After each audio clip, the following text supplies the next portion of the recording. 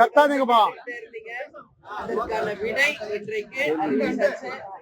தேசிய முற்போக்கு திராவிட கழகம், திராவிட முன்னேற்ற கழகமும் இன்றையிலிருந்து நம்ம கூட்டணியை உறுதி செய்திருக்கிறோம். இந்த கூட்டணி நான் எப்பவும் சொல்றது போல எங்க கழக மாவட்ட செயலாளர்கள், நிர்வாகிகள், தொண்டர்கள் விருப்பம் இந்த முறை திமுகவுடன் கூட்டணி வைக்க வேண்டும் என்பதுதான்.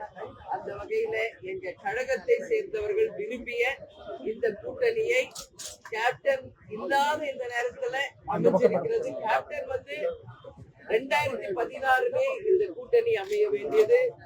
கலைஞர் ஐயா பழம் நழுவி பால்ல விழுப்போகுதுன்னு சொன்னாரு.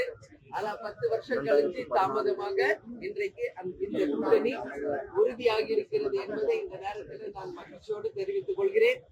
அது மட்டும் கிடையாது, எத்தனை நம்பர், எந்த தொகுதி, யார் வேட்பாளர்கள் என்பதையெல்லாம் இதற்கு பிறகு குழு அமைத்து அந்த குழு 2 கட்சியின் சார்பாக தேமுதிக, திமுக 2 கட்சிகளும் இணைந்து பேசி அதை முடிவு செய்து முதலமைச்சர் அண்ணன் ஸ்டாலின் அவர்கள் அதை அறிவிப்பார் என்பதையும் இந்த நேரத்தில் நான் தெரிவித்துக் கொள்கிறேன். எனவே கூட்டணி திமுகவுடன் நாங்கள் இன்றையிலிருந்து கூட்டணியை உறுதி செய்திருக்கிறோம் என்ற செய்தியை இந்த நேரத்தில் மகிழ்ச்சியோடு உங்களுக்கு தெரிவித்தேன். ராஜ்யசபா எம்பி பதவி வழங்கப்படுவதற்கு முன் வந்திருக்காங்க.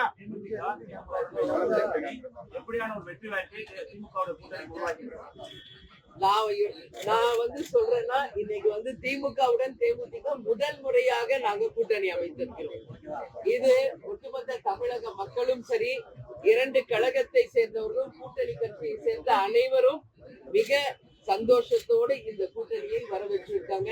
அதனால இந்த கூட்டணி 200+ பெற்று வெற்றி பெற்று அமோக வெற்றி பெறும் என்பதை இந்த நேரத்தில் நான் உறுதியாக. மேடம், நேற்றுதான் மாநிலங்களவை தேர்தல், இன்னைக்கு நீங்க கூட்டணி அமைச்சிருக்கீங்க, ராஜ்யசபா கொடுக்கணும் திமுக ஒத்துக்கிட்டாங்களா? எப்படி மேம்? இல்ல, எல்லாமே திமுகவின் தலைமையில் அண்ணன் ஸ்டாலின் அவர்கள் அதை அறிவிப்பார்.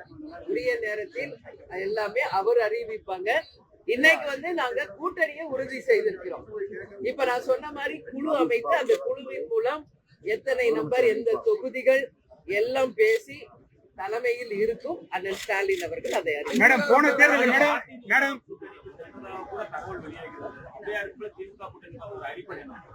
சென்றதாக நீங்க பத்திரிகையாளர்களும் யூடியூபர்ஸ் தான் இத தவறான ஒரு செய்தியை நீங்க தொடர்ந்து பரப்பிட்டு இருந்தீங்க.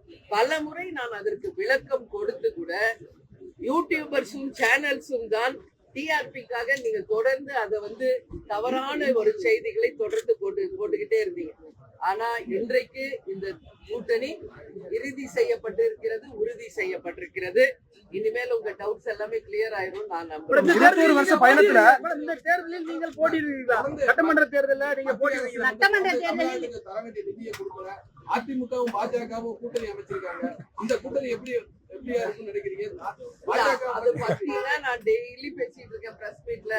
இன்னைக்கு இந்த கூட்டணி உறுதியா இருக்கு, இத மட்டும் நீங்க ஃபோக்கஸ் பண்ணுங்க. மேடம், இது திமுக மேடம் 21 வருஷ பயணத்துல மேம் 21 தேர்தல்ல நீங்க போட்டிடுவீங்களா?